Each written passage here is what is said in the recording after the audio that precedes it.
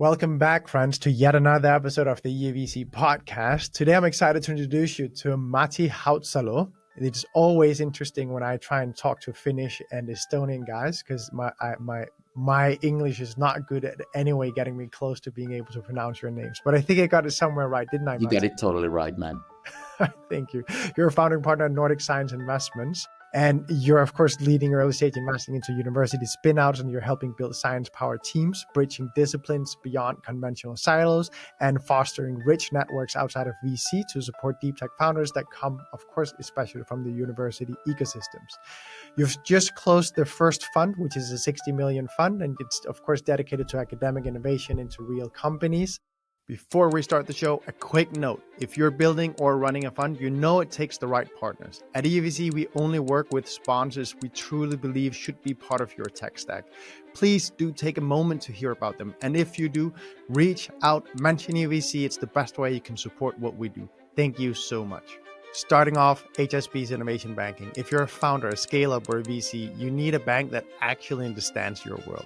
HSBC Innovation Banking backs innovation globally, from seed to IPO. And if you ask me, a strong banking partner like HSBC belongs in your stack. If your portfolio companies are scaling, they need infrastructure that won't slow them down. Google Cloud Starter Program offers $2,000 to $350,000 in credits, plus technical support to build better and faster. It's a key boost every fund should bring into their ecosystem, and oh my God, are we thankful to be partnering with them. Now, legal is a space you cannot lag on. Legal needs to move at the speed of venture. Goodwin's team has decades of experience with startups and funds. They're trusted at every stage from formation to exit. Goodwin definitely is a legal partner every serious manager should have in their stack. For Luxembourg-based VC, PE, and fund-of-fund managers, modern funds means going digital. Fundcraft gives you a full-service, digital native platform built for today's European managers. It's a must-have if you're scaling smart. So we all hear about the Middle East. How about you go there? From AI to deep tech to sovereign fund, Skytech in Dubai is where global future of tech gets negotiated. It's not just a conference, it's where East meets West, capital meets innovation, and the bold set the agenda. If you're playing on the global stage, join us going to Skytech this year.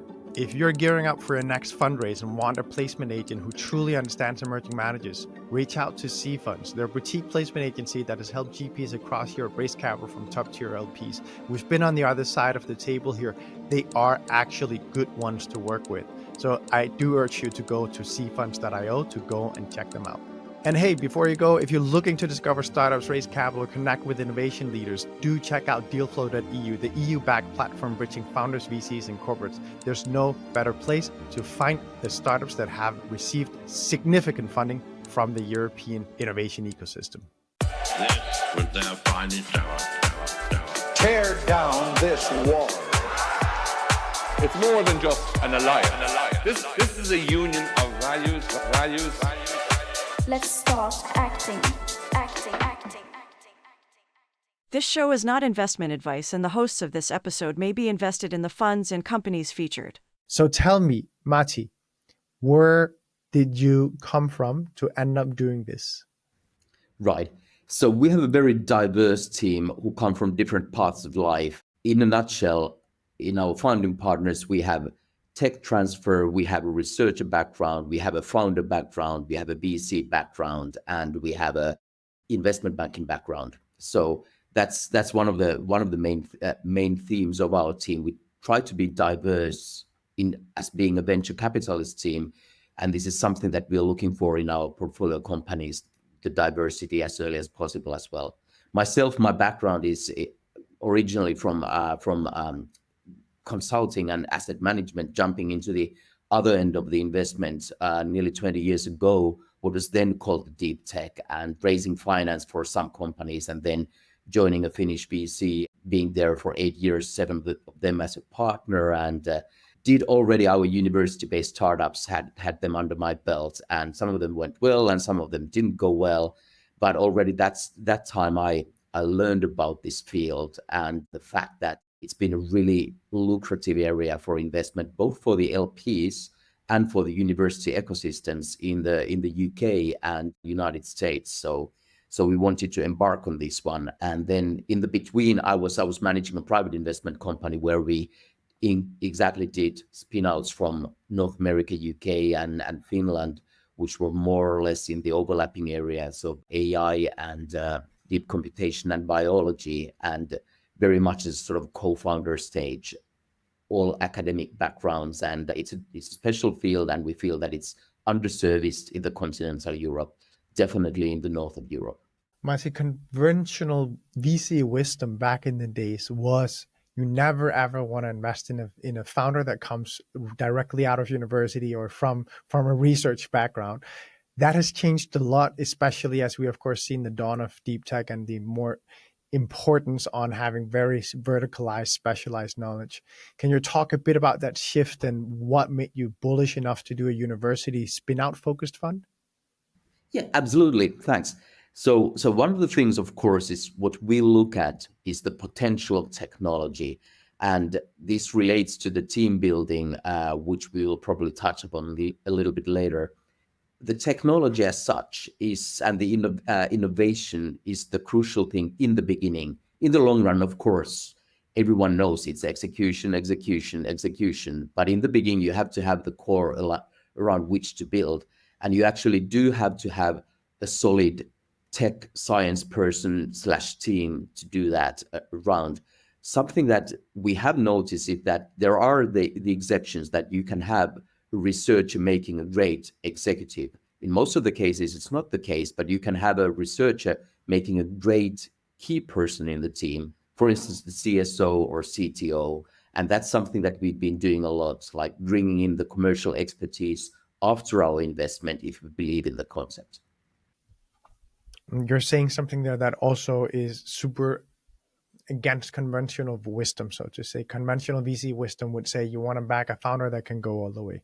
And I only love founder-led companies, even at the public stage. It should be the founders, not someone hired in. Talk a bit about why you're contrarian on that. Well, one thing that we're seeing, for instance, in a lot of life science-related companies is that what you need is it's often a sort of a dynamic duo. It can be more, but it's often a combination of the tech and science and the business and commercial acumen. It's not so much about the titles. We have in our portfolio examples of companies where the founder is actually still the CEO, and there's an excellent CBO doing the fundraising and the business relations. And we have cases where the founder is the CTO, CSO, and we found a great guy coming from outside to become the CEO at a very early stage compared to that new CEO's background and daring to take the lead because of the promise of the technology. But if you get these two persons to work together, then going to the next finance round later on, where there are other investors in addition to the Nordic Science Investments, or NSI as we call it, then that's so much easier. But having just the business when you have a company based on science, that doesn't work either. What's the value in having a university spin-out focused firm? Why isn't it enough that we have deep tech investors that just automatically, so to say, will realize what's happening out of the universities and the best will surface to them?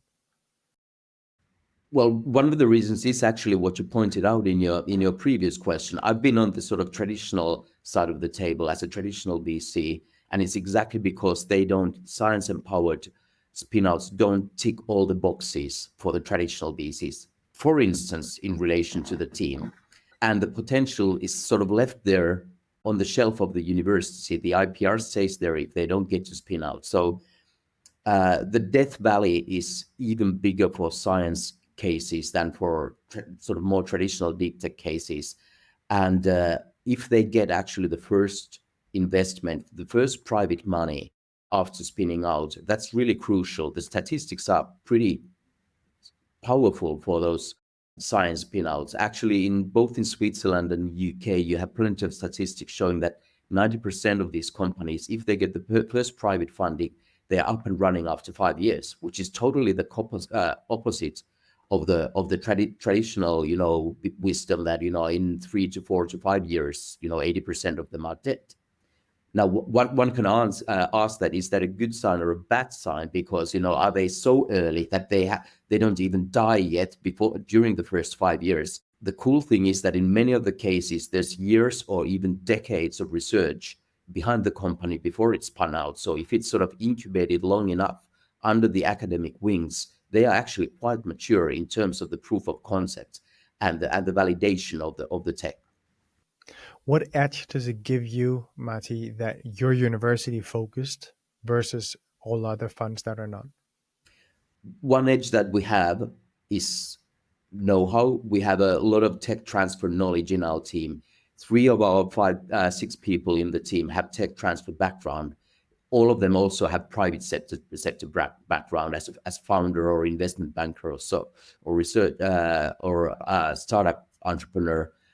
But we do know how to take the IPR from the universities through the processes to the companies, how to check that all the transfer of the core knowledge and especially the core intellectual property rights is done. And that's typically something that also keeps the traditional investors a little bit nervy with the early stage spin-outs. And we hope that we can function as a sort of a stamp of quality for other investors, other deep tech investors to join us soon, then on the following on rounds, because they said, okay, NSI was there, they've done their work, they know this part of the chain. So, we can tick some of the boxes and go and join them if we believe in the company. There's a bunch of critique, if I'm very honest, of the TTOs in Europe and the universities in general, how they deal with IP, how they deal with founders. Too often it's said that they block founders rather than empower them. Can you talk a bit about both best practices when it comes to TTO work, but maybe more importantly, as a VC, how do you work with them to ensure that you actually have a working relationship that empowers the founders and makes the companies work rather than get caught? Right. That's an excellent question, and we could spend half a day on this, but I'll try to be short. No, don't be short. Go long, my friend, Okay. because this is one of our ecosystem's big issues, I think. Yeah. So first of all, when you look at the TTOs, I think you have to separate 2 things. One is the process, how they deal with the promising inventions and the spin-out processes. And the other one is the strategy, what the university takes towards the potential ownership or what the university gets back from spinning out a company. So in both senses, you get a lot of diversification, a lot of heterogeneity. Even within one country, the universities are very different from each other. In the Nordics, we've seen universities where the process is actually quite elaborated, but the strategy leaves questions, to put it politely, from the traditional investor's point of view. For instance, some of the universities being a little bit on the greedy side in terms of wanting the early stage. What is not okay? Just to get it out there. Somewhere around a 10% plus minus is definitely okay. What is challenging is when it goes above 20% or so. But then again, if you look at universities, for instance, in the UK, they have had a lot of successful spin-outs with very, very heavy stake for the university in the beginning. So maybe it hasn't eased up the path for the spin-out, but they've made it great anyway. So I don't think it's necessarily a crucial stop sign not to go for it. In the end of the day, it is about the tech. If the promise of the invention is so large, then you're of course a little bit more okay to accept a larger stake for the university. Having said that, one thing that makes a difference is that some universities have actually these university-based funds that can make even pretty significant follow-on investments. So that makes a difference. They don't necessarily bring the knowledge how to take the company ahead, but they can support them financially also after the spin out. So that does make a difference as well. Have you yet, Matti, run into a case where you thought the tech was awesome and the founding team is there, but we're just being blocked from being able to do anything here because of the university? The honest answer is no, but we've come across cases where there's quite a long discussion with the university tech transfer offices or the people managing the funds behind it. But that has never been the reason to stop it in the end of the day. And going back to your previous question, I think it's important to understand that at least in the Northern Europe, I would say that the people working in the tech transfer offices, they're pretty well trained. I mean, they are not perfect like anyone, but it's more about the resources. They do tend to know what they should be looking for, how to take ahead the invention disclosures into the further process, how to help with the patenting, and so on and so forth. But it is that some universities have like one or two people doing this. Then there are universities like University of Helsinki where you have over 20 people in the team, and it's a totally different ball game, of course, to manage the process. I think the sort of level of awareness and education is pretty good. So it's the matter to find those universities where they really need your help to sort of drag them out even before the spin-outs, and talk to the promising teams before they have decided to found the company. And the smaller universities actually need more help. They get much more out of an investor like us, whereas the biggest ones, which do tend to attract also the traditional VCs at least once or twice a year to sort of check their sort of undergrowth portfolio, they need less of that help. You often hear the critique of TTOs and universities being so strong-minded that it almost sounds like, I've definitely seen a lot of statements saying it's impossible to do spin-out investing in Europe because of X, Y, Z. Is it your view that no, if you're a VC that knows how to deal with the TTOs and knows the boundaries and the inner workings of a TTO and a university, the deal can be made. It's just a matter of knowing how to navigate it and what's going on the other side. So in other words, if you're a VC with the right skill set, a good startup should not die inside a university. Welcome to our team, Andreas. You kind of nailed it. No, I mean, that's very much it. First of all, this is people's business. It's trust building business. A university, which we start talking to the tech transfer people and the related parties, it's not that they sort of welcome us with open arms right away. We have to explain them how we work and start showing them with some teams that are maybe thinking of setting up a company, so that we also give signals to the university how we work, and that's how you start getting the sort of deal flow also a little bit more from the sort of unofficial angles, and they start calling you. And by the way, that these guys might benefit from your sparring. Would you have a half an hour to chat with them and things like that? We don't want to try to change the ways the university do their stuff too early. We don't have the bandwidth.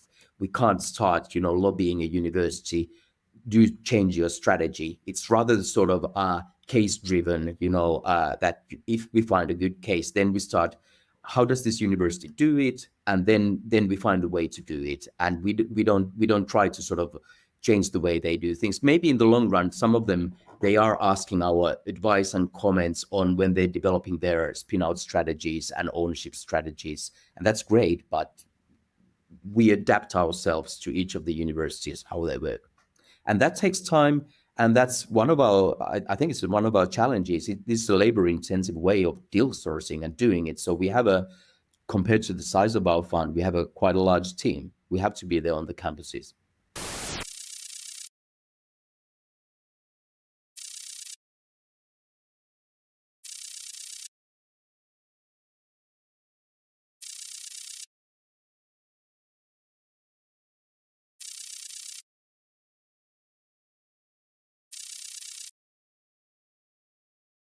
Now, let's shift to founder and team building, because I at least remember from back in my days, I was actually with a government-backed fund that was targeting specifically deep tech spin-outs from universities.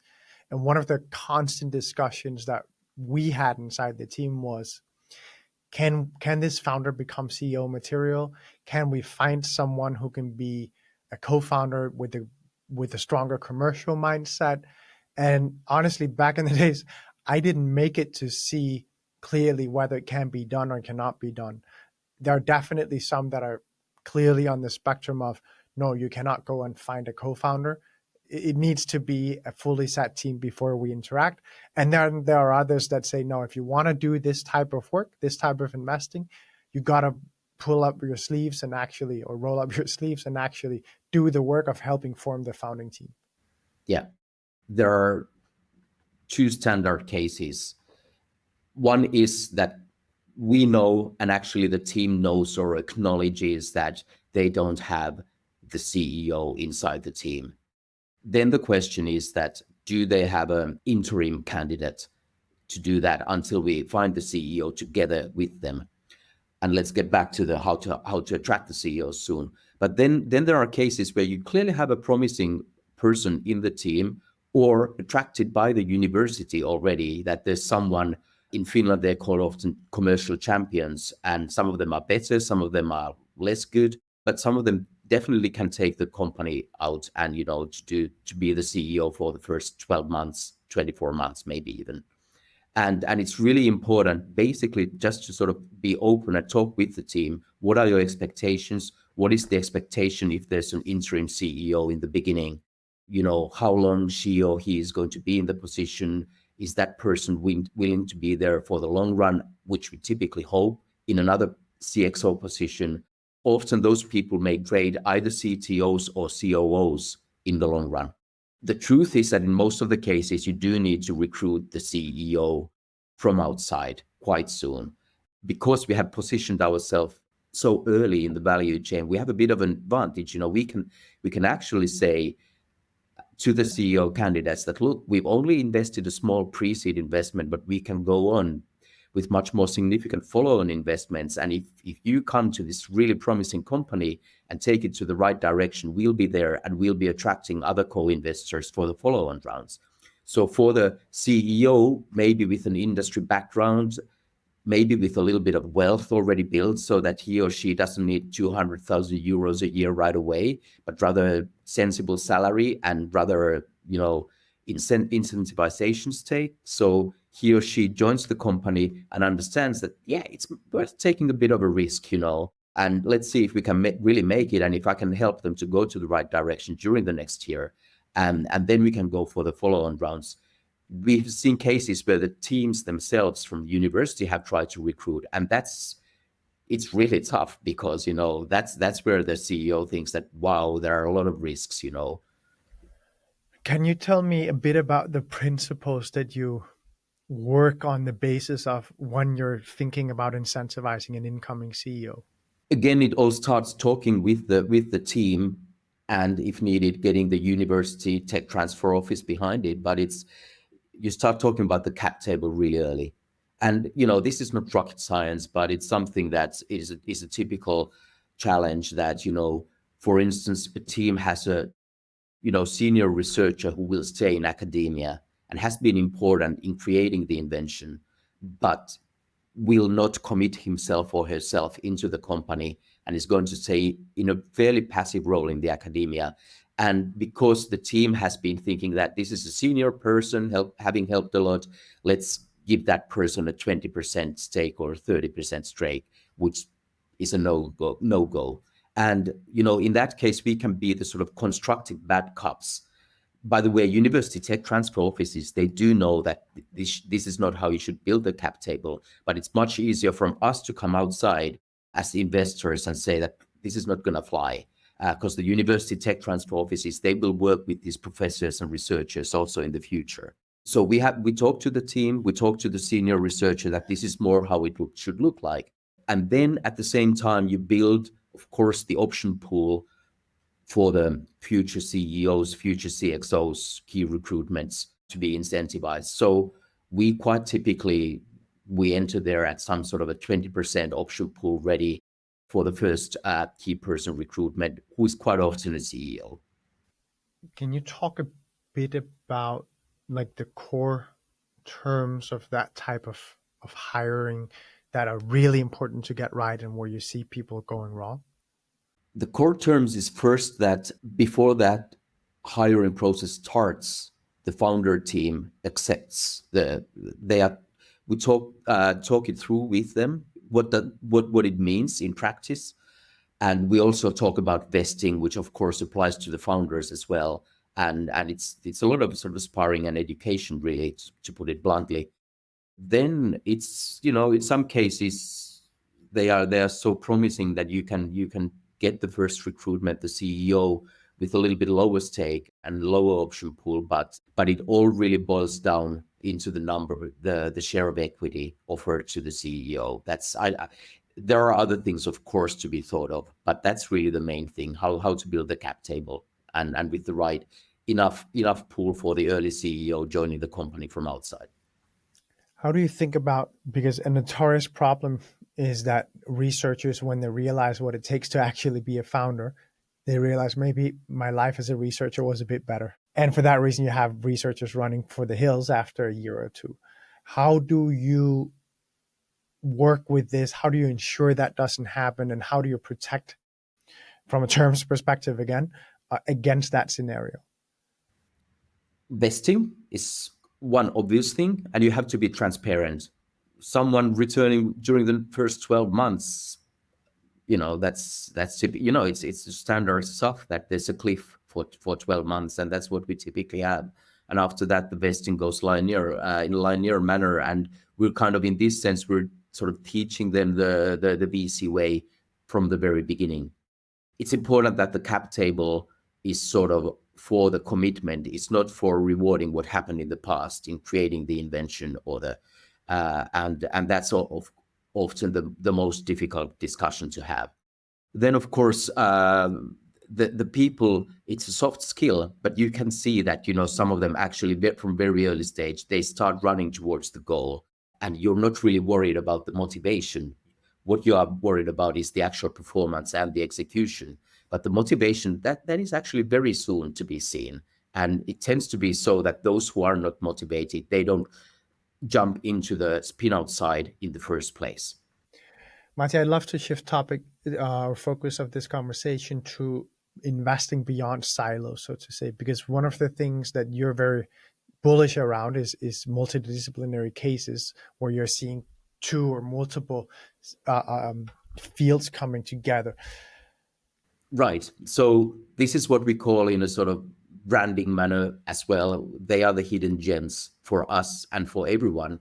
And this is actually one of the sections which is even more underserviced than the rest of the science empowered companies. Investors, for all the good reasons that we know, and very solid reasons, tend to be very focused on the silos that they understand. We all know why that is. Now, especially when you talk about cases stemming from basic science, some of the most transformative ones are really, and this is not just BS, it's actually, the real out-of-the-box thinking. It's like people from two faculties, very different faculties, talking to each other and, sharing what they know. And there's maybe some pretty standard stuff, but can we apply it in your other field, or the other way around? And some of the best cases come from there, and someone needs to dare to be there. And that's one of our main theses, that you have to dare to be there in the multidisciplinary cases. I'll give you an example. Our very first investment was Perfect Technologies, it is a food tech company, which is actually coming from the physics department, material physics department. So they use ultrasound to manipulate plant oils in such a way that you get the consistency, the structure and taste of butter, but you get nearly 0% of saturated fats. No plant oils, no coconut oils, very, very, very green technology at the same time. Where did it come from? It wasn't just the physics guys. There was a top guy, research-wise, from the food biology side, from a different faculty of the same university. And he was a top guy in oleogels, which are these gels around with which they use in their products. And this is a great example. The food tech investors, which, by the way, is a very hammered area valuation-wise at the moment, they would look at, it's material physics stuff, and what about the scaling? And it's actually a powerful but a bit complex patent portfolio created there. And they are sort of not necessarily looking at it because it's not a traditional one. And then sort of physics or say material sciences investors look at, it's food tech, not for us, no. And I think that's a classic example. Now we have actually closed around just the small Series A round with Perfect just a couple of weeks ago, and we did get some food tech investors from Central Europe to join us. And I think that's a prime example where you can then attract others after us stepping in. And I think we will need the food tech guys in the portfolio and as the owners, co-owners, for us to take the company ahead. So I'm really excited about it. It's going to the right direction, but it's a classic example that was a little bit hard to grasp. Matti, I seem to recall something with the way that universities are built now and the way you built your career as a researcher or professor in a university. Being multidisciplinary is very difficult, and you're having a harder and harder time finding researchers that go from two or span more than one area. Am I right in saying that there's something structural there in how our universities work and how you progress in your career as a researcher that is limiting the number of breakthrough innovations across disciplines? If you look at the pure researchers, yes, there's more and more this sort of very siloed approach, and the physics researcher not being really able to assess another physics researcher's field because they are so specialized. At the same time, I think that thanks to AI, partly, there is much more sort of crossbreeding across segments, and some universities are actually encouraging these multidisciplinary things. There's one program in Finland at the moment. It's a interdisciplinary research openings, great word, but they are actually encouraging truly interdisciplinary teams with quite strong funding to set up research projects. And I think there is maybe some awareness building also in the universities that some of the biggest breakthroughs may come this way. And one shouldn't be sort of too strict on this matter anyway. I mean, think of Demis Hassabis. He won the Nobel chemistry prize, but he's a super mathematician, but he started off, coding games and having been great at that one as well. So it's like one wouldn't have guessed that he becomes the Nobel laureate of chemistry one day. This is one of my favorite stories when people tend to think of, scientific disciplines like being extremely restricted. Matti, I'd love to ask you a bit about how do you allocate as a VC across the stages? Is it even more radical when it comes to the tranched investments than other fields when you're doing university spin-outs? I would say that, and I'm being brutally honest here, one of the things we do is that when we do the pre-seeds, which are quite small investments, we do set up milestones for the companies. So typically, it's like one tech milestone and one commercial milestone. And they are not very complex ones. The pre-seeds don't take the companies years ahead. You have to show things quite quickly. Now, in the Nordics, there's a lot of soft funding to help to sort of match the pre-seed funding with. But you have to be pretty simple with the milestones and not to have too complex ones. And quite often, at least it seems that in our portfolio, we have made good choices. The companies are performing very well, and quite a few of them seem to be sort of qualifying for the seed round, where we typically already take other investors with us and co-investors. And then the real difficult thing is, I would say, it's from the seed to the Series A, where you have to do a lot of filtering already. And you have to be very disciplined. But then already at that stage, it's much more traditional VC game. And if I'm simplifying a little bit, I would say that our approach is that pre-seed, we break the rules. From the seed onwards, we are like other VCs in terms of our criteria. Yeah, which I think is actually a very good way to state it. You got to get from this fussy, messy front end of this type of investment into getting into really good shape from a pure VC perspective, because otherwise you're going to have a huge financial risk on the company. Right. And we have also been quite honest to many of our founders. I've said to them that in a sense, if we believe in the potential of the technology, we really start doing our DD from inside after we do the pre-seed. And of course, because of the fund mathematics, we do quite a lot of pre-seeds compared to our fund size. So we don't take board seats at that stage typically, but of course we sort of do the DD from inside, and we spar them, and especially with the CXO attraction that we do along with the team, even though we don't have the board seat in the early stage. Talk a bit about your ticket sizes in the pre-seed and then onto seed. So the pre-seed is typically sort of 100K plus minus, and then the seed is around €500,000 euros. And of course, every case is different. I mean, this is what you show to the LPs when you raise funds, that this is, the columns, and that's what you do. But we have done cases which are halfway there, like the first entries between the 100 and 500K. So of course, you have to look at it in practice on case-by-case basis. But that's the typical what we say. I am sure you get a bunch of pushback on that 100K. At least as I recall or remember, a lot of founders in this space, they're like, guys, we spent 3 million already developing the science, and now you're coming with 100K. What?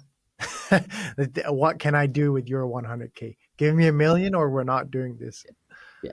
So a typical example is that they have enough, of course. Every founder rather raises more than less. Yeah. And that's the right thing to do. But what you can actually do with that is to build the runway.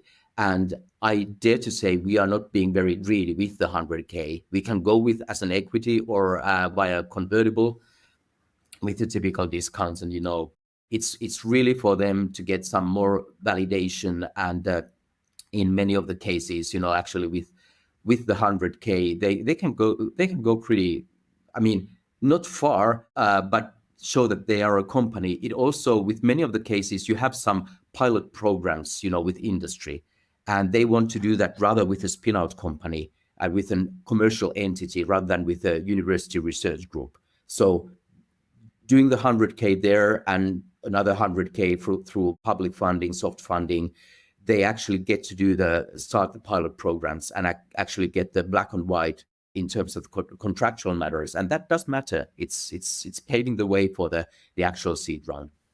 Okay, now I want to ask you a final question before we close, and that's a bit about the ecosystem around these companies. Who are the key players? So obviously the universities and TTOs are absolutely essential, but what are the other important stakeholders in this type of investing? Meaning, can you map out the ecosystem a little bit for me? One of the important things is actually other VCs, definitely.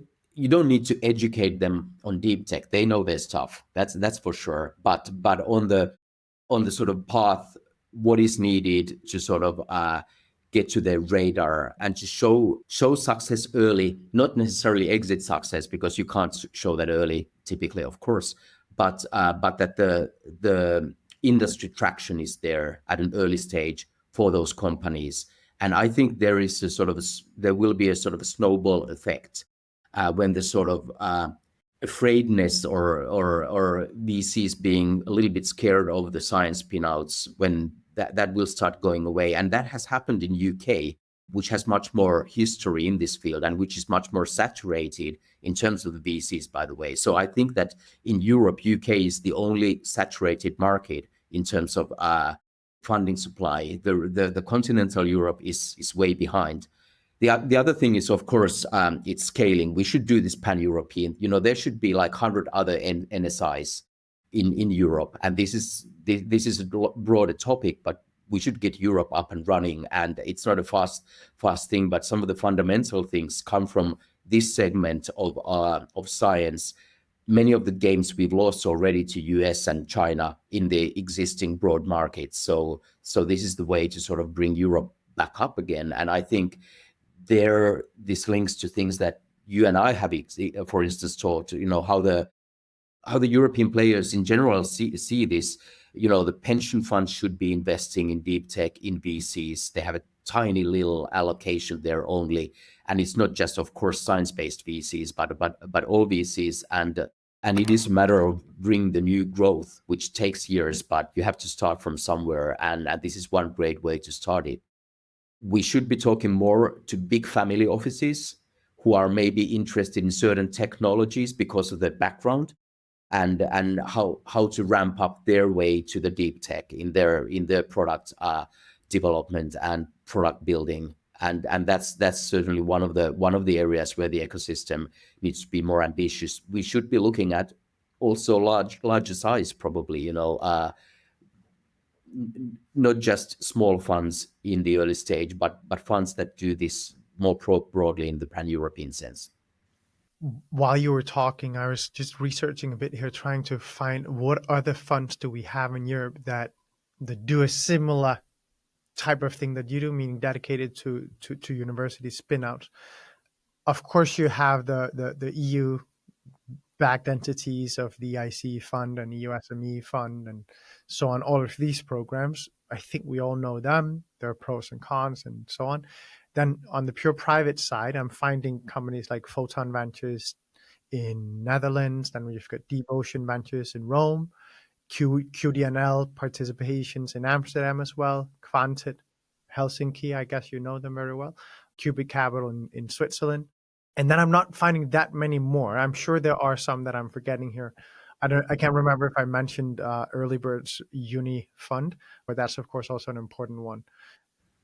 I think that there are some more, definitely, but funds that actually work with the universities and source directly from the campuses, there's only a handful.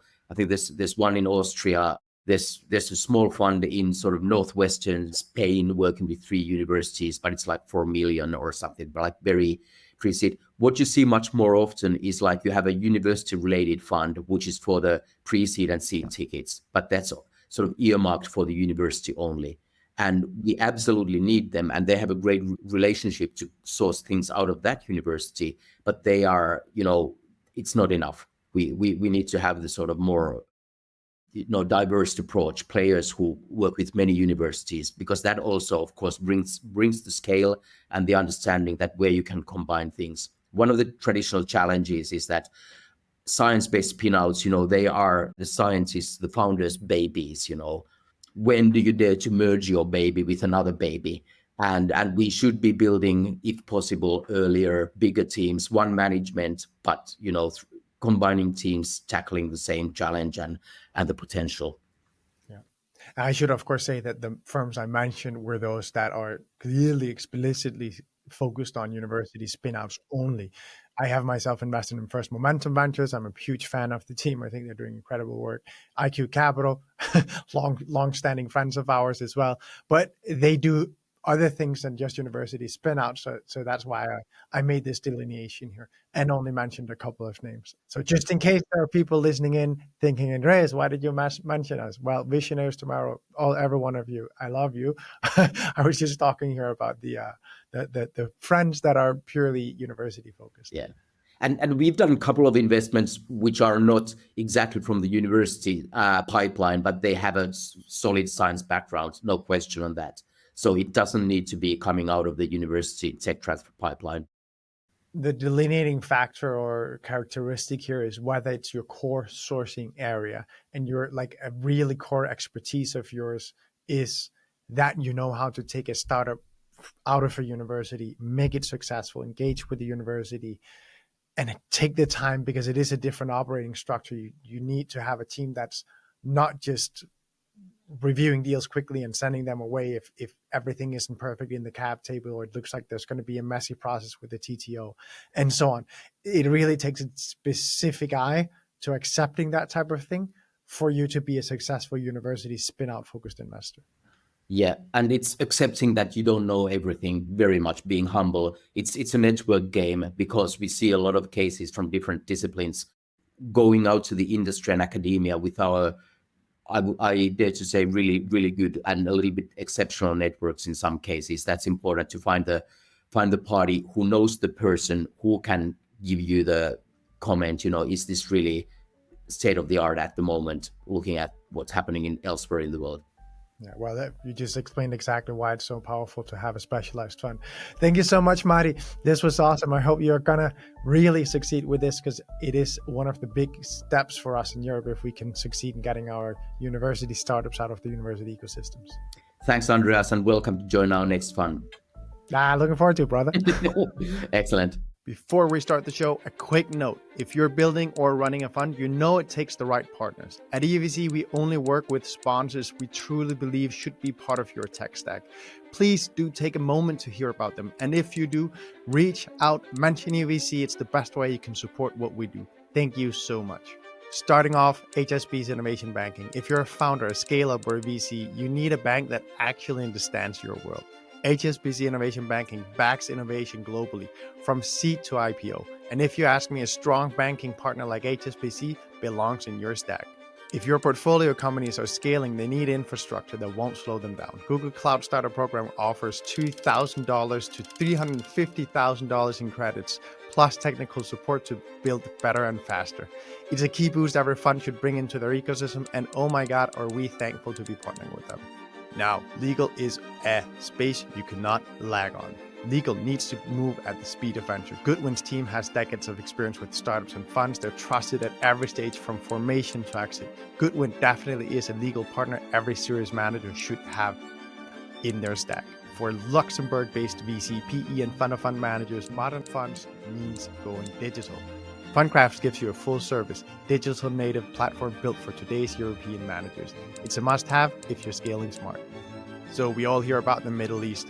How about you go there? From AI to deep tech to sovereign fund, SkyTech in Dubai is where global future of tech gets negotiated. It's not just a conference, it's where East meets West, capital meets innovation, and the bold set the agenda. If you're playing on the global stage, join us going to SkyTech this year.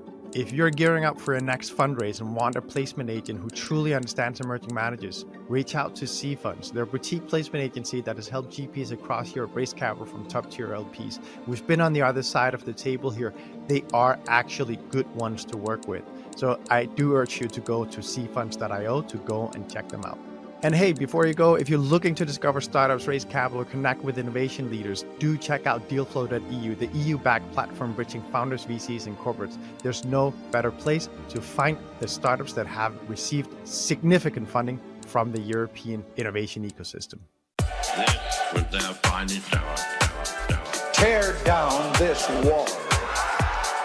It's more than just an alliance. This is a union of values. Let's start acting.